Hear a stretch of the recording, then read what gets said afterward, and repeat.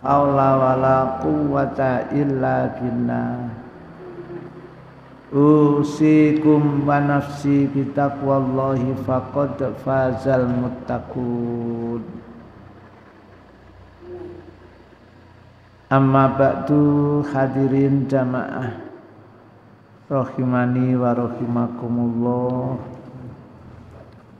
Puji syukur alhamdulillahi rabbil alamin. Allah takdirkan kita bertemu dalam rangka ngaji.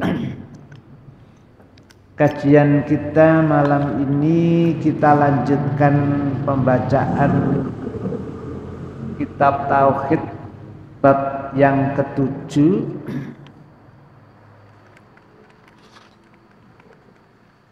Nyampe kandungan bab ini. Jadi judul babnya termasuk syirik memakai gelang.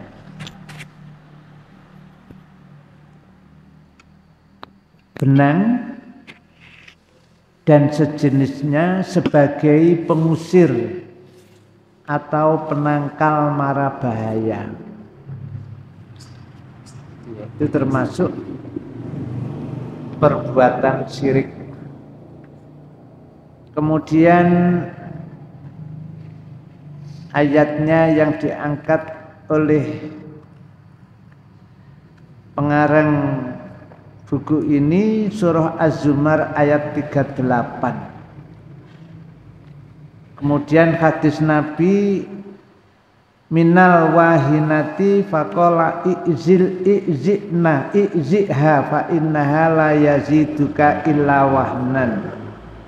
Fa innaka law mitta wa hiya 'alaika ma aflahta abadan.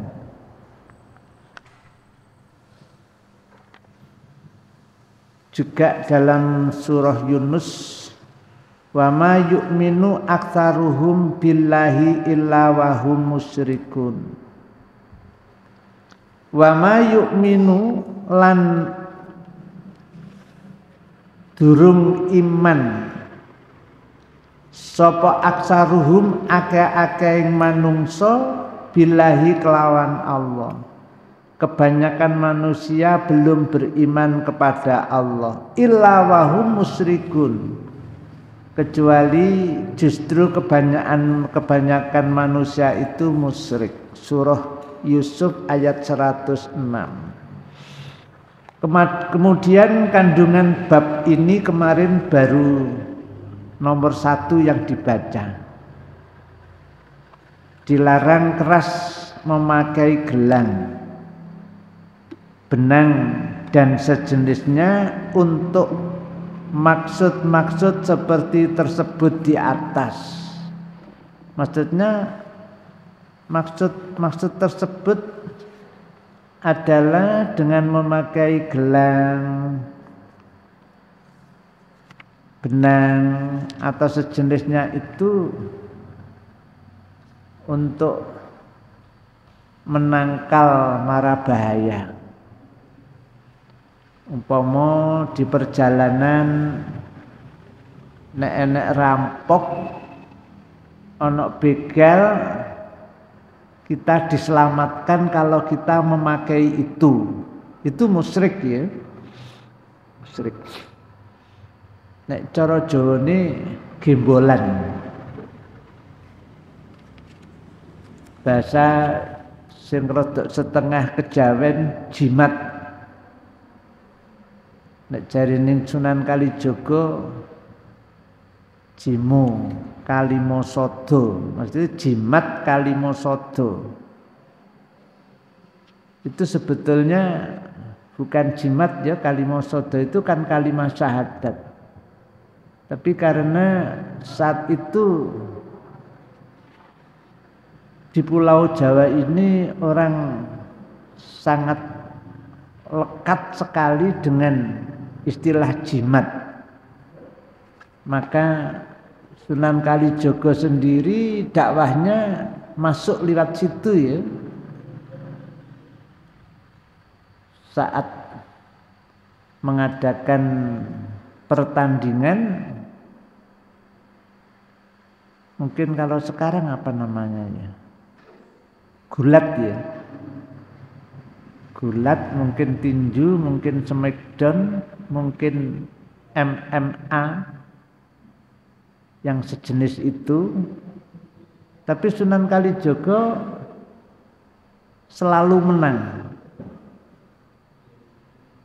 dan tidak pernah terkalahkan dan sepertinya tidak akan bisa dikalahkan, sehingga sangat dikagumi oleh orang-orang Jawa.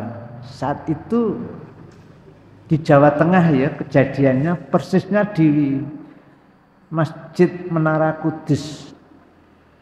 Di belakangnya Masjid Menara Kudus itu ada makamnya salah satu wali songo yang namanya Syekh Ja'far Shadiq.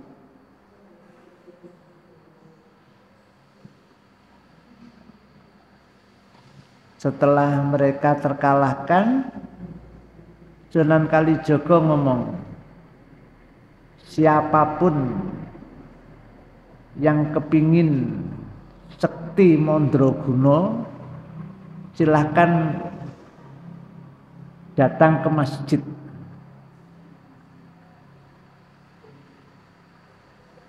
Akhirnya orang-orang Jawa itu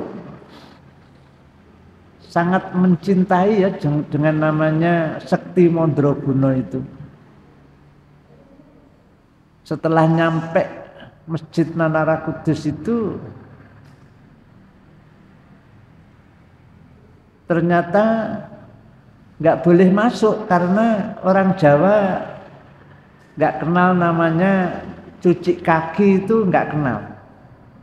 Mungkin arepe mangan barang saat itu mungkin belum ngerti cuci tangan mungkin.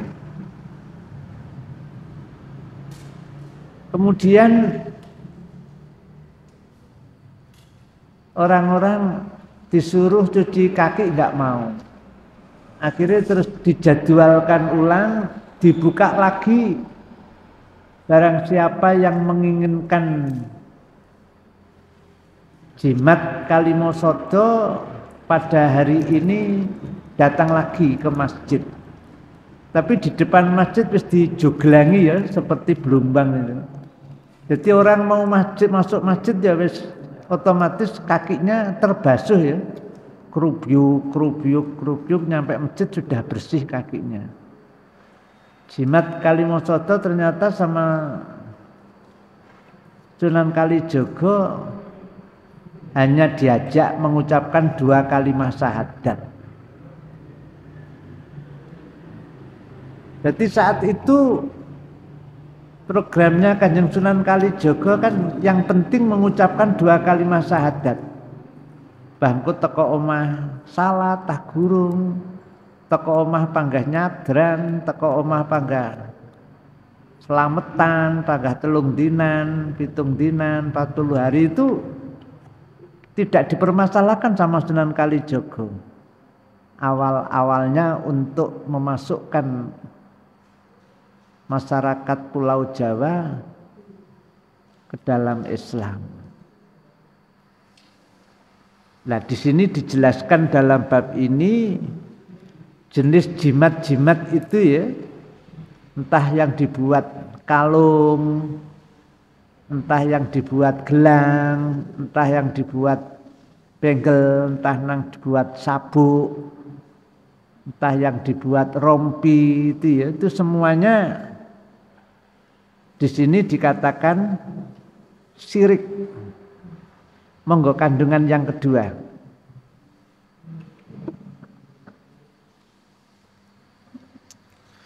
Dinyatakan bahwa sahabat tadi apabila mati, sedangkan gelang atau sejenisnya itu masih melekat pada tubuhnya, dia tidak akan beruntung selama-lamanya.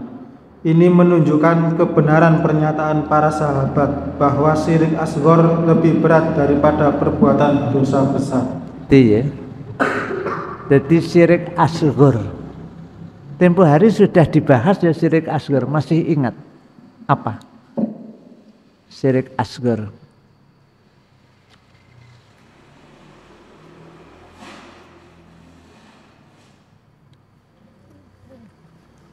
Jadi syirik asghar itu lebih berat dosanya, lebih berat resikonya, lebih berat siksaannya dibanding berzina, membunuh, mabuk. Itu kan dosa-dosa besar semuanya. Tapi syirik asghar, syirik terkecil itu lebih besar resikonya dibanding dosa besar.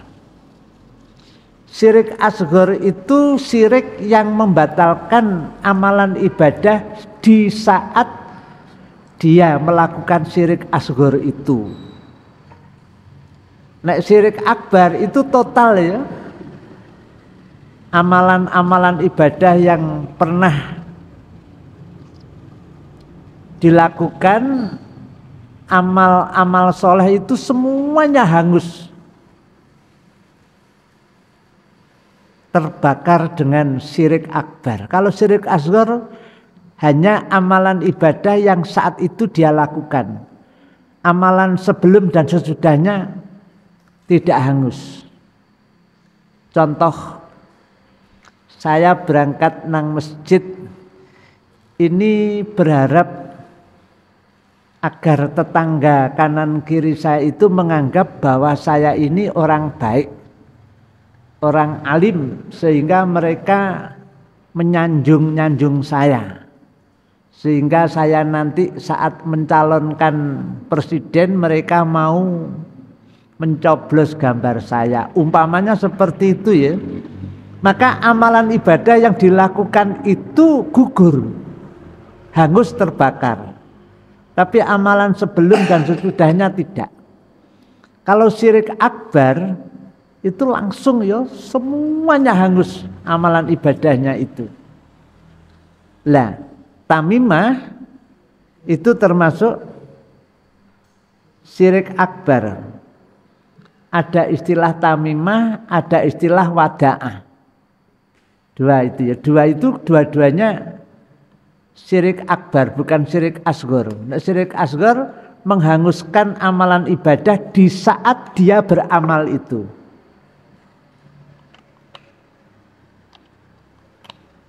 Saya membangun masjid. Niatan saya mengharapkan pahala kepada Allah dan berharap masyarakat menganggap saya ini orang baik, karena saya sudah membangun masjid sehingga mereka itu memberikan penghormatan, memberikan sanjungan kepada saya. Padahal sanjungan dan penghormatan itu tanpa dibuat tujuan itu sudah ikut dengan sendirinya ya. Sudah ikut dengan sendirinya. Itu tadi ya, jadi termasuk syirik asghar lebih berat daripada perbuatan dosa besar. Lanjut. 3. Syirik tidak dapat dimaafkan dengan alasan karena tidak mengerti. Kayak gitu ya. Jadi syirik kafir itu spontan. Tidak bisa alasan karena bodoh, karena tidak ngerti. Goblok kok nek nglakoni syirik tetap syirik. Gak ngenteni pinter. Coba diulang. Syirik tidak dapat dimaafkan dengan alasan karena tidak mengerti. Iya. Padahal jumlahnya masih banyak loh ya. Orang tua saking sayangnya kepada anak sehingga diajak datang nanggone wong pinter, nanggone wong ngerti, nanggone sesepuh atau nanggone dukun ya. Terus dimintakan mungkin berupa kalung, terus mungkin berupa gelang, mungkin berupa benggel, mungkin berupa sabuk. mungkin berupa rompi atau kopiah yang sudah diraja terus dipakai. Harapan orang tua nek sak wayah-wayah tiba kejelunguk itu enggak sampai luka. Jadi dengan harapan memakai itu supaya anaknya itu tidak mendapatkan mara bahaya. Memang memakai itu tujuannya untuk menangkal mara bahaya. Iya.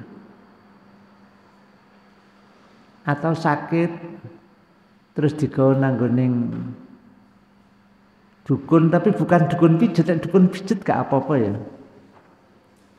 Dukun ya sing ngono iku mang. Nyampe nanggone dukun terus digawani gembolan, digawani apa? Itu sama ya betulnya. Teko nangane dokter dikasih resep obat diminum. Kalau itu tidak mengandung kemusyrikan. Karena memang kalau sakit seperti itu harus dikasih obat seperti ini, maka sakitnya reda. Kemudian sampai sembuh. Karena obat yang diminum mempunyai kandungan ini, kandungan itu. Tapi kalau mantra atau tamimah, ya namanya tamimah, atau wada'ah.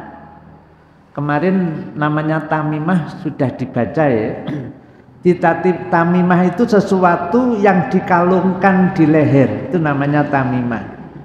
Di leher siapa? Di leher anak-anak sebagai menangkal atau mengusir penyakit. Jadi sakit kemudian dikalungi itu cek waras. Gitu ya. Itu syirik, dan syiriknya tidak asghar ya. Gimana? Syiriknya termasuk syirik akbar, bukan syirik asghar. Padahal syirik asghar itu dosanya lebih besar dibandingkan orang yang melakukan dosa besar. Itu namanya tamimah. Jadi untuk menyembuhkan penyakitnya,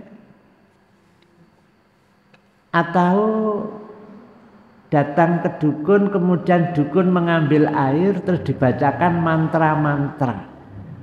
Yang mantra-mantra itu tidak diambilkan dari Al-Quran dan tidak diambilkan dari hadis, tapi dari susunan dukun itu sendiri. Itu di sini kategorinya sudah musyrik loh ya. Ini kayaknya perkara ini jan sepele sekali tapi ndrawasi itu loh ya. Dan beratnya itu tidak bisa alasan karena bodoh, karena tidak tahu. Pinter nglakoni ngono iku musyrik, goblok ya musyrik. Tidak tahu musyrik, sudah tahu ya Pak enggak? Musyrik. Ini bahayanya di situ. Padahal jumlah di lingkungan kita orang yang belum tahu, yang masih lengket dengan itu. Tapi di Wonosalam sudah enggak ada ya kayak gitu-gitu ya. Loh masa sih ono? Loh itu perbuatan orang jahiliyah loh ya, bukan perbuatan orang Islam, bukan. Ya ini perlu sekali ya. Jadi makanya kita baca kitab Tauhid ini, kitab yang sudah ada terjemahannya. Lah mungkin jenengan dakwai gampang. Nek wong lakoni ngono sama bukakno halaman 30 ini, sama duduhno catatan kaki itu ada 2 yang namanya tamimah, golongannya jimat-jimat iku mang. Karena itu bukan syirik asghar lagi, itu syirik akbar.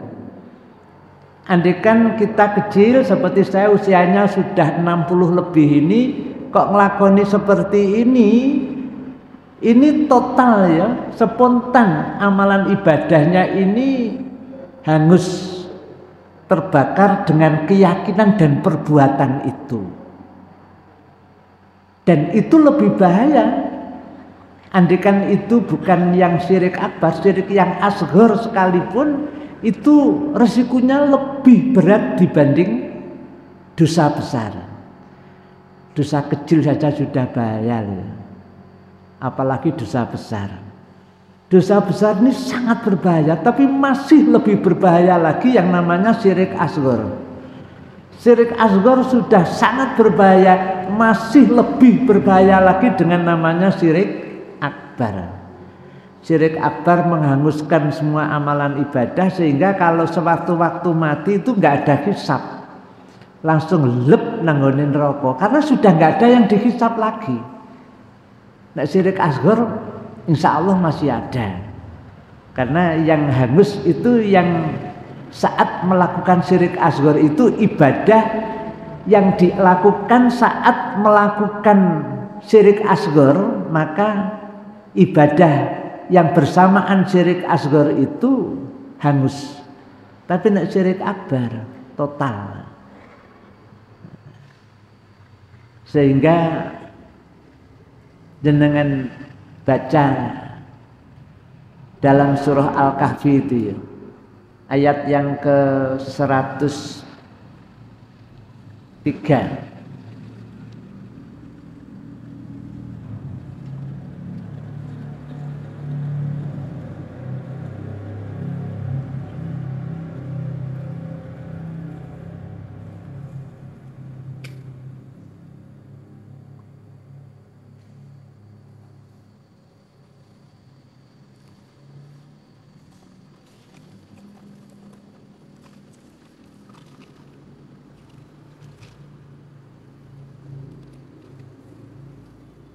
(103 sampai 105). Ini syirik akbar ya. Kufur akbar, syirik akbar. Monggo terjemahnya. Kalau tidak ya langsung 105. Mereka itu adalah orang yang mengingkari ayat-ayat Tuhan mereka dan tidak percaya terhadap pertemuan dengannya. Maka sia-sia amal mereka, dan kami tidak memberikan penimbangan terhadap amal mereka pada hari kiamat. Jadi besok di hari kiamat wis gak ono sing ditimbang, gak ada timbangan sudah. Jadi kalimai seperti itu. Fala nuqimu lahum yaumal kiamati, karena besok di akhirat sudah tidak ada amalan yang bisa ditimbang karena sudah hangus terbakar. Maka cara Jawane ya langsung lep nanggonin rokok, naudzubillahi min dzalik. Itu ya, syirik akbar itu seperti itu. Fala nuqimu lahum yaumal qiyamati wazna, besok di hari kiamat sudah tidak ada yang ditimbang amalan ibadahnya. Walaupun amalan ibadahnya mulai kecil sampai 60 tahun, sampai 70 tahun, sampai 80 tahun itu hangus. Yang lain dikatakan habitat a'maluhum. Jadi langsung amalan ibadahnya itu hangus terbakar. Kita lanjut yang ketiga. Empat ya. Gelang, benang, dan sejenisnya tidak berguna untuk menolak atau mengusir sesuatu penyakit, bahkan berbahaya atau mudarat. Karena Nabi Shallallahu Alaihi Wasallam bersabda, karena ia tidak menambah pada dirimu kecuali kelemahan. Iya, iya. Terus di kita itu ada istilahnya ilmu putih dan ilmu hitam. Ilmu hitam ini biasanya dampaknya itu orang menjadi tukang sihir, tukang tenung, tukang jengges, tukang santet gitu ya.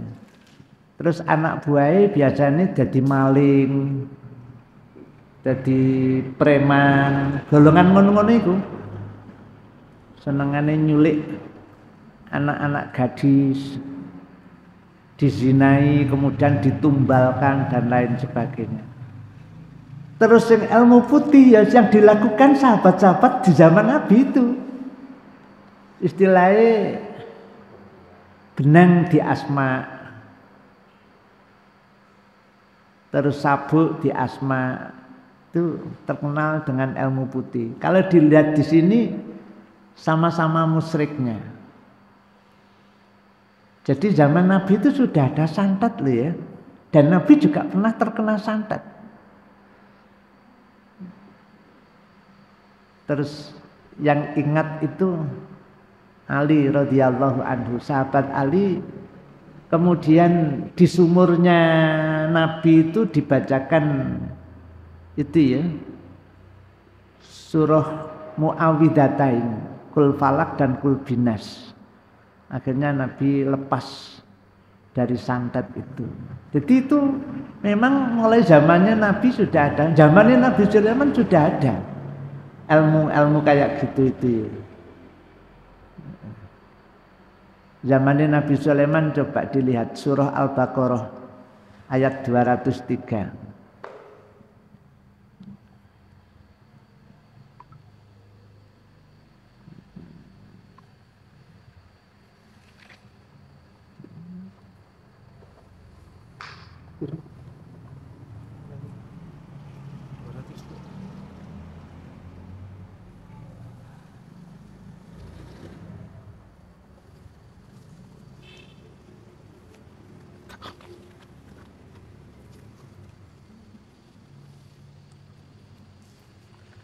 Dan berzikirlah dengan menyebut Allah dalam beberapa hari yang berbilang. Barang siapa yang ingin cepat berangkat dari Mina sesudah 2 hari, maka tiada dosa baginya. Dan barang siapa yang ingin menangguhkan keberangkatannya dari 2 hari itu, maka tidak ada dosa pula baginya. Bagi orang yang bertakwa, dan bertakwalah kepada Allah, dan ketahuilah bahwa kamu akan dikumpulkan kepadanya.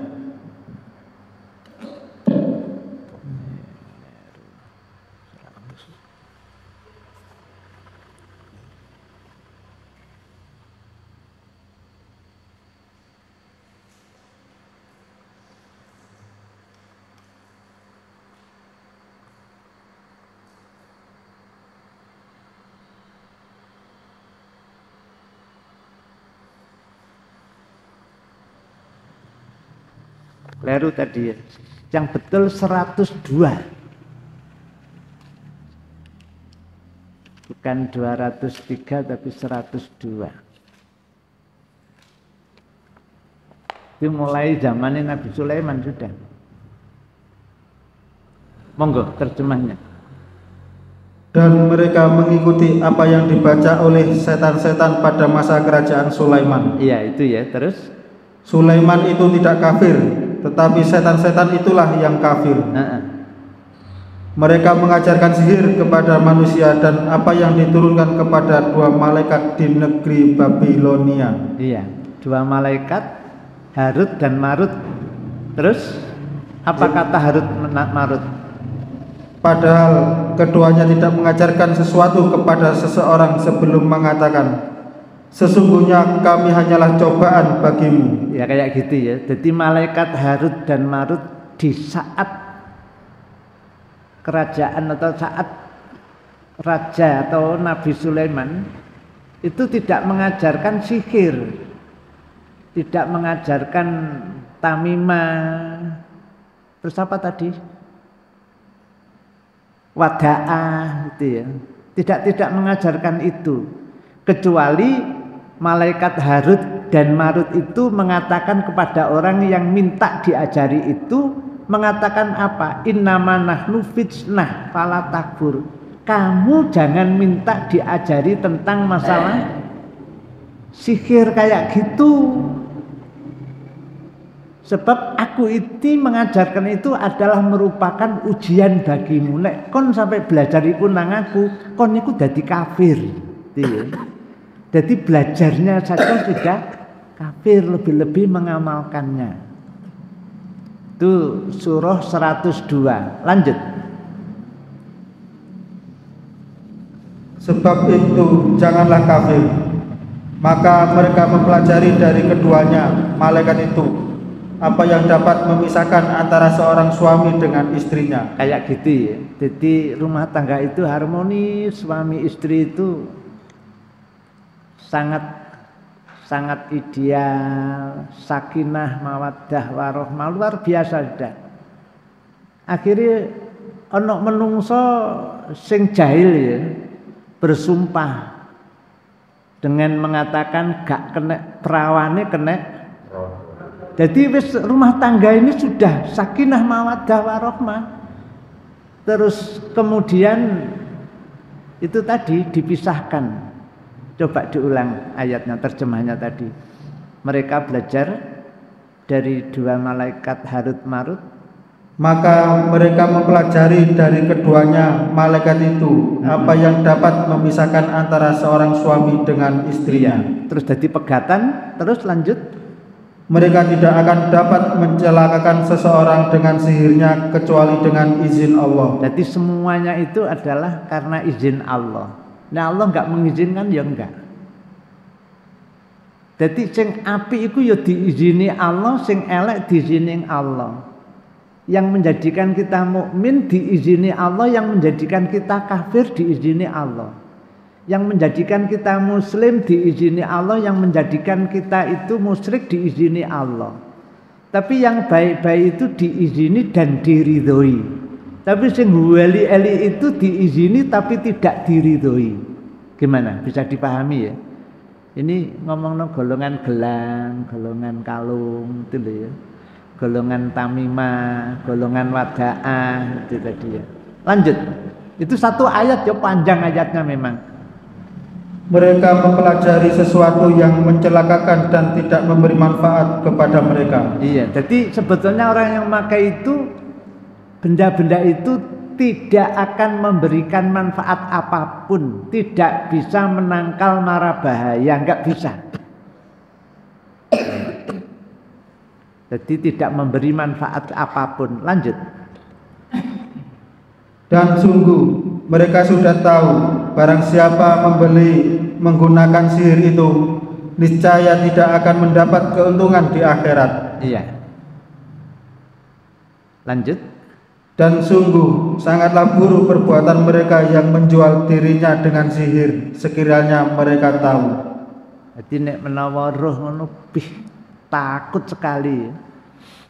Laukanu ya'lamun, andekan mereka itu tahu, walabi sama sarobihi anfusahum. Begitu murahnya dirinya itu dijual, sehingga untuk membeli neraka itu kan ngeri sekali.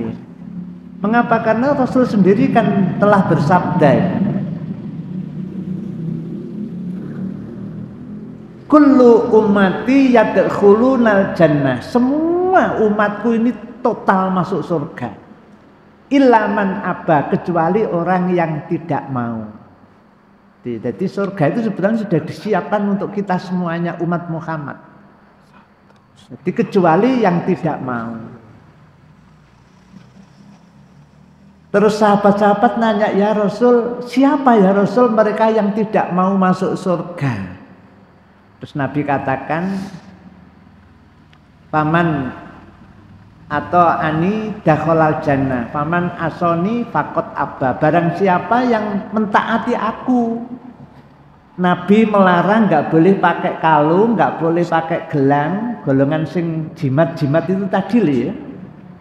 Itu kita harus meninggalkan itu. Kalau kita masih melakukan itu berarti kita bermaksiat kepada Nabi, maka tidak bisa masuk surga. Jadi sebetulnya semuanya kita ini sudah mempunyai jatah surga. Dan semuanya masuk surga kecuali yang tidak mau, kata Nabi.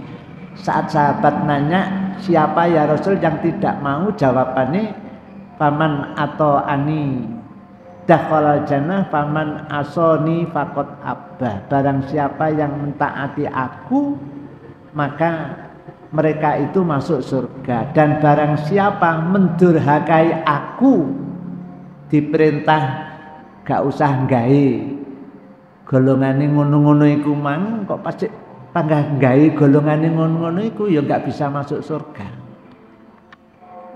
Gimana? Kandungan ayat yang kelima.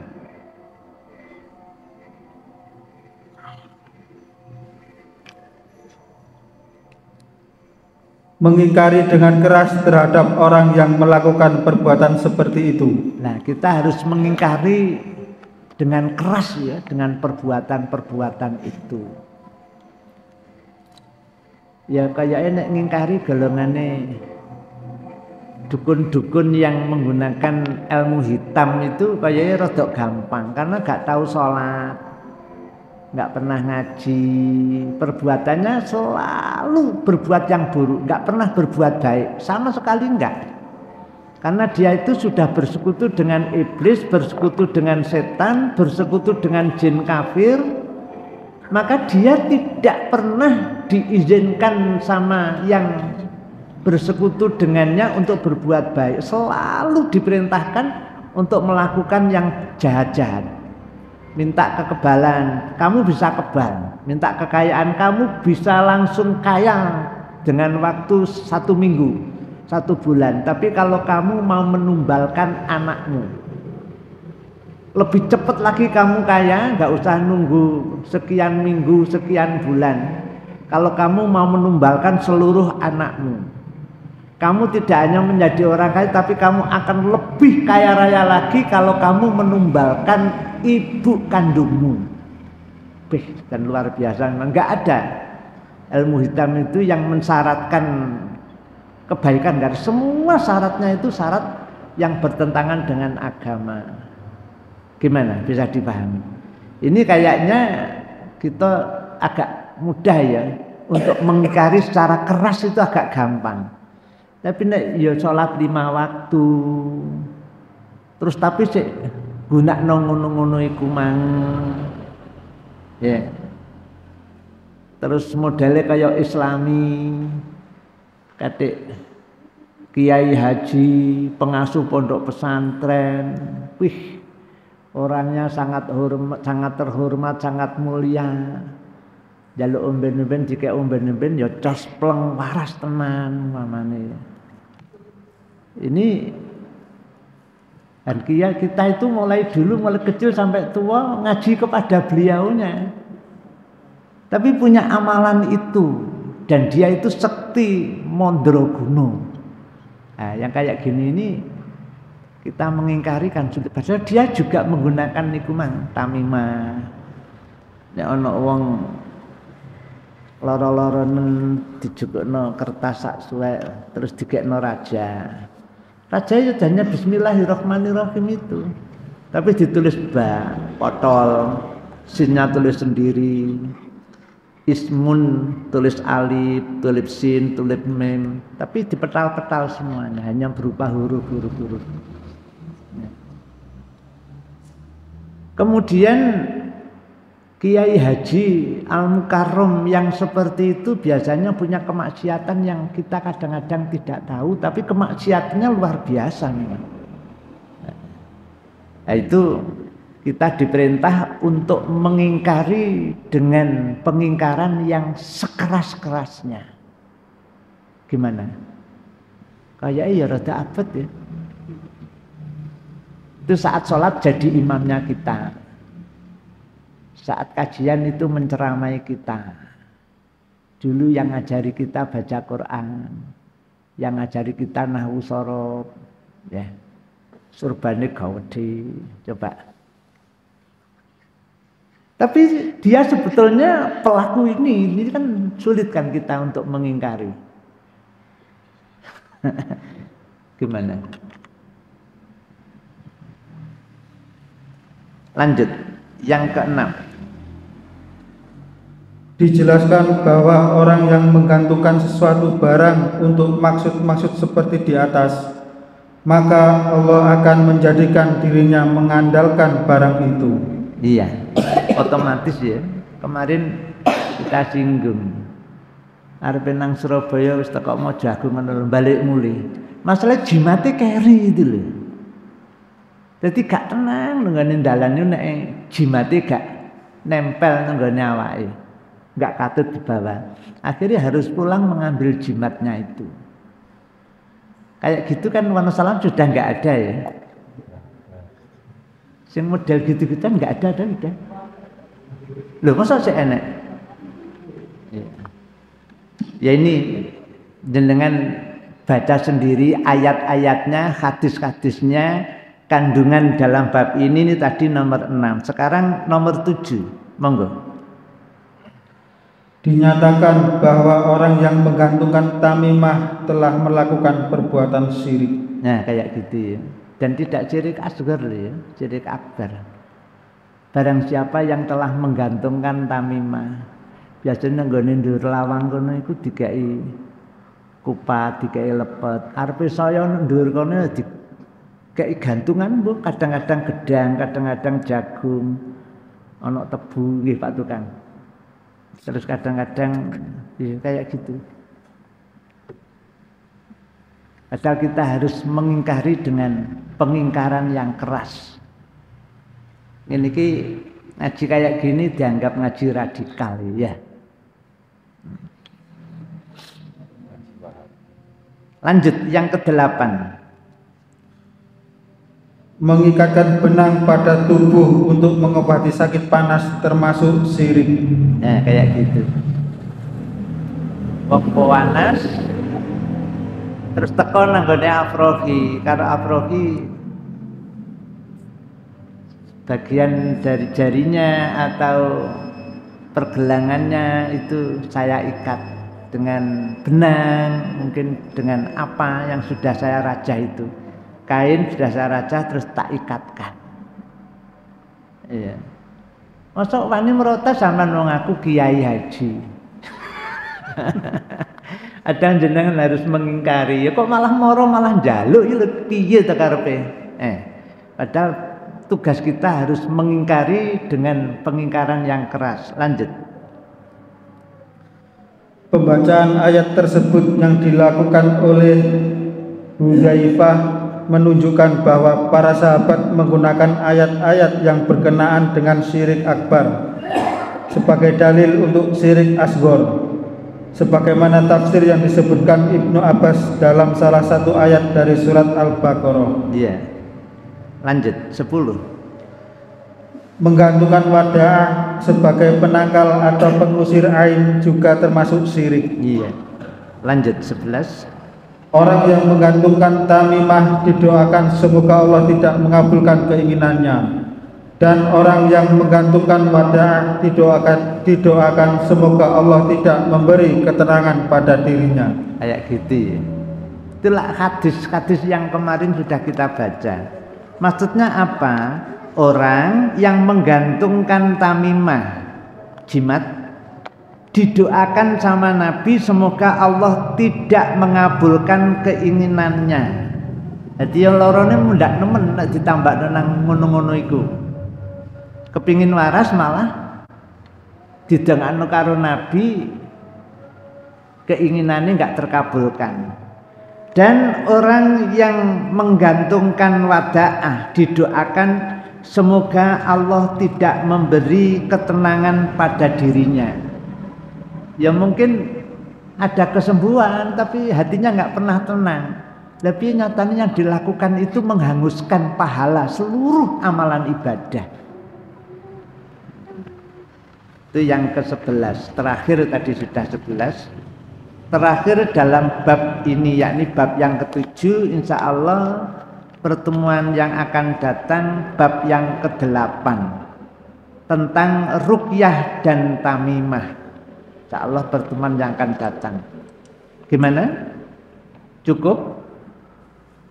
Kita tutup dengan doa kafaratul majlis. Subhanakallahumma bihamdika asyhadu an la ilaha illa anta astaghfiruka wa atubu ilaik. Mohon maaf. Assalamualaikum warahmatullahi wabarakatuh.